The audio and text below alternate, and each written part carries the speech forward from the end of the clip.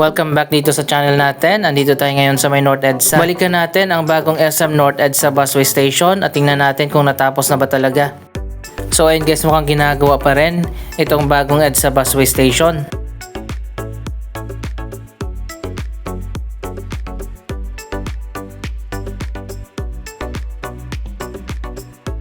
Tapos na yung elevated walkway, ang ginagawa na lang pala ngayon yung finishing na at ang exterior design.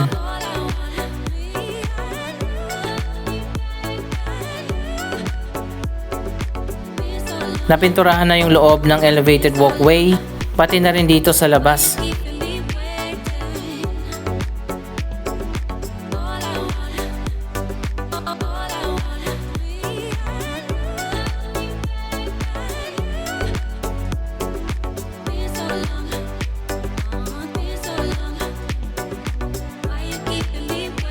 May elevator at escalator na rin dito sa gitna.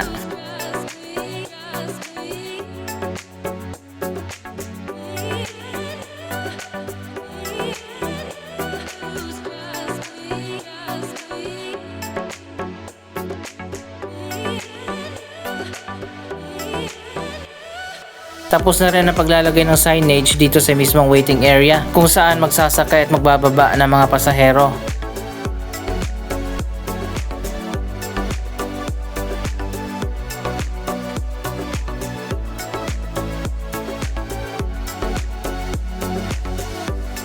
Ito ang SM North EDSA Station dahil ang project na ito ay pinagawa mismo ng SM. Sa ngayon, doon naman sa tapat ng SM Mega Mall ginagawa ang ganitong project.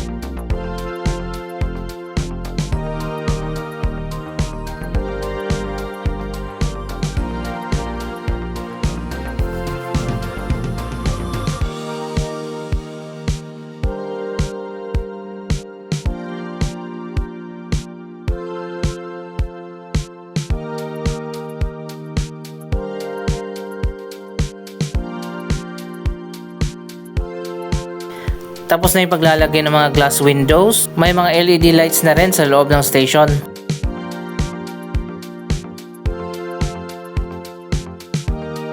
So ayun guys, ito na lang exterior design ang ginagawa sa ngayon.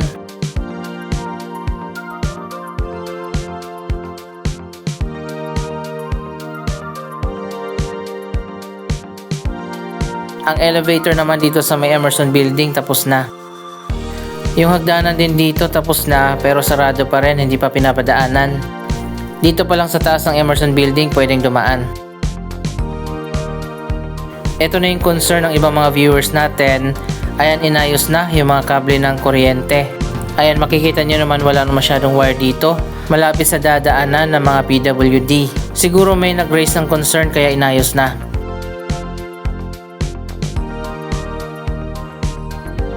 Wow, ang ganda na pala dito. Wala nang harang sa gitna.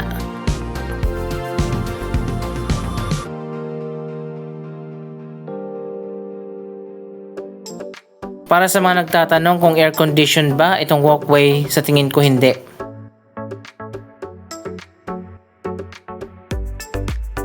Hindi naman siya mainit dito sa loob. At ito nga yung sinasabi ko dati na ticket booth dito sa gitna. Alamin pa natin kung para saan yan kapag naging operational na ang station na ito.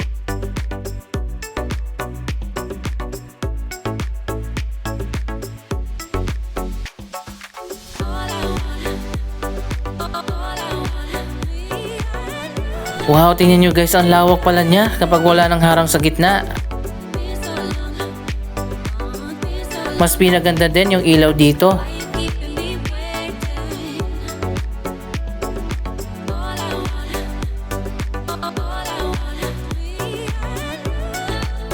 Ito naman yung hagdanan dito sa kabilang side sa may SM North EDSA.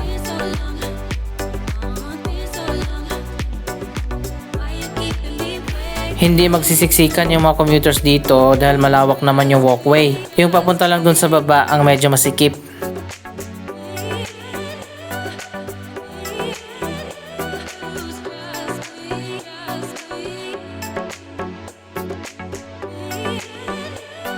Dito naman yung isa pang escalator.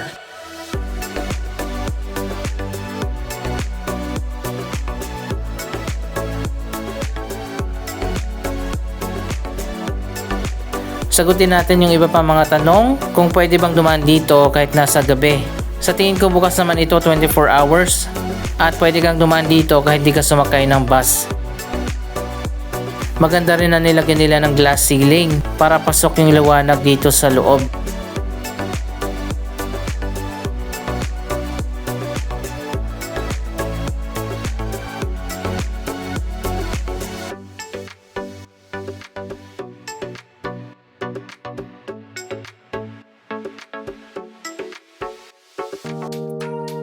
So ayun guys, napakaganda na at sobrang lawak pala ng walkway. Looking forward na rin tayo sa bagong busway station na tinatayo doon naman sa tapat ng SM Mega Mall.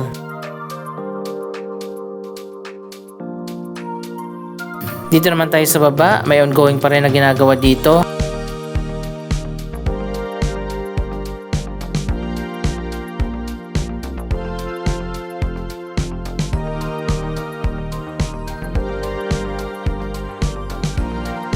Ganito yung nilalagay nila sa labas ng walkway.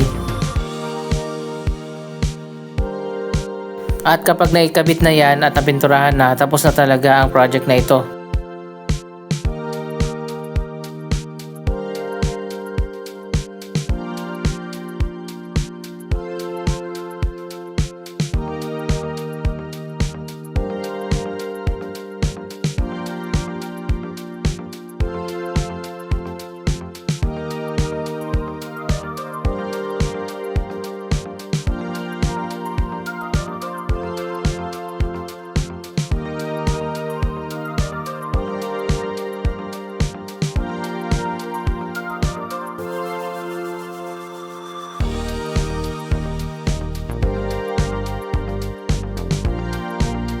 Mas maraming sasakyan dito sa kabilang side ng EDSA kaya hindi natin masyadong ma-focus yung gitna ng station.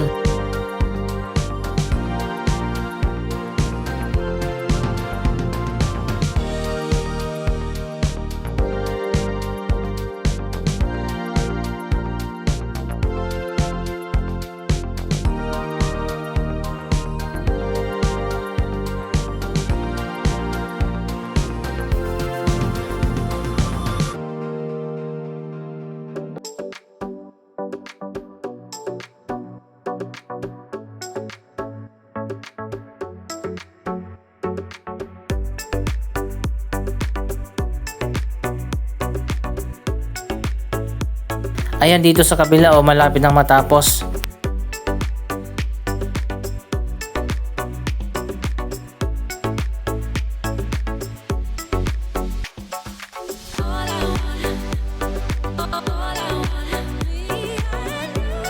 Ayan, ganito yung magiging final design.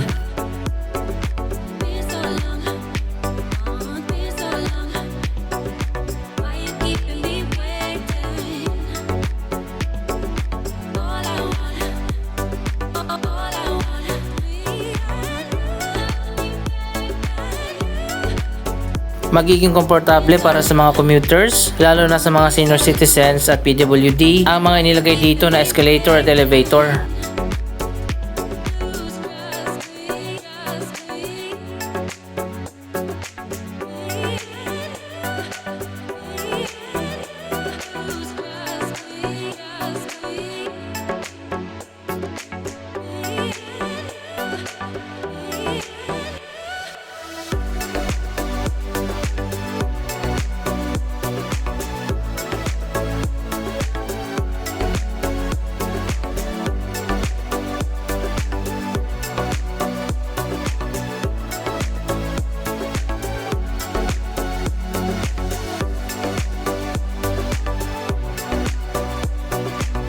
Dito naman sa ilalim ng SM North Sky Garden, tapos na rin yung hagdan pero sarado pa.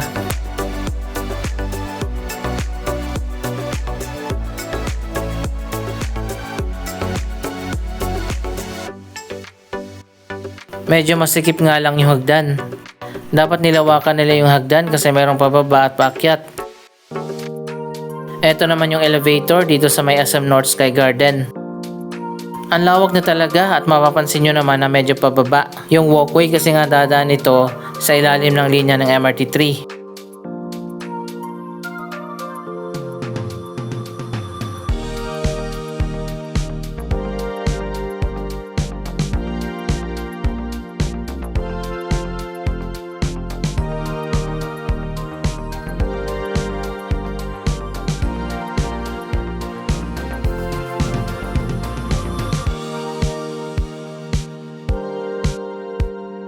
Finally, magkakaroon na rin tayo ng world class na busway station.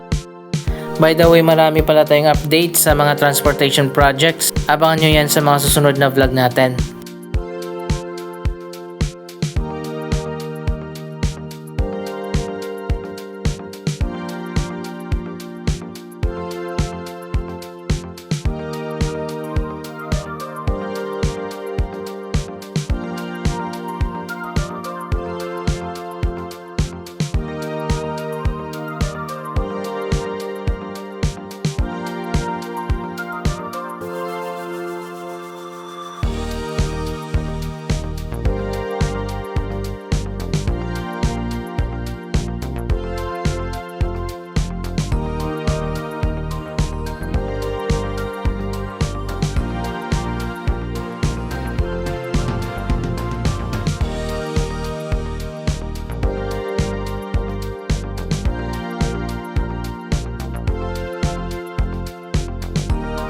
Update naman tayo sa iba pang project na ginagawa dito sa area. Andito tayo sa may West Avenue. Ito na ngayon, may mga bagong poste na. Ang MRT7 Turnback Guideway.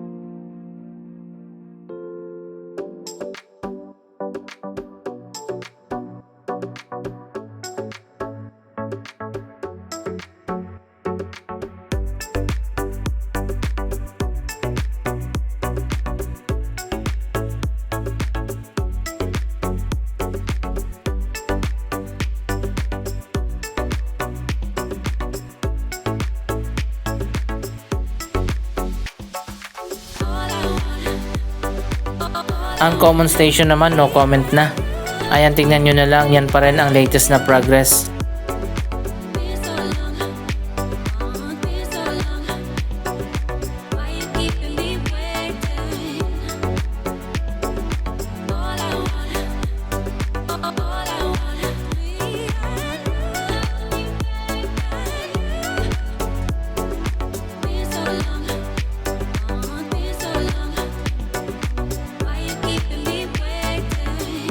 Ongoing na rin na ginagawa ang MRT7 North Avenue Station.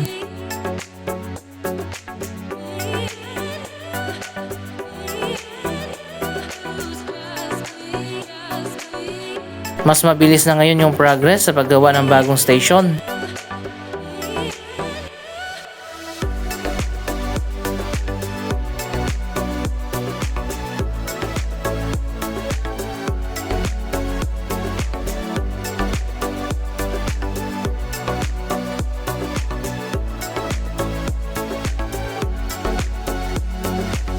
Ang North Avenue Station, ang Station 1 ng MRT7. Iko-connect din yan dito sa SM North EDSA Sky Garden at sa elevated walkway papunta dito sa Common Station na connected naman sa Trinoma.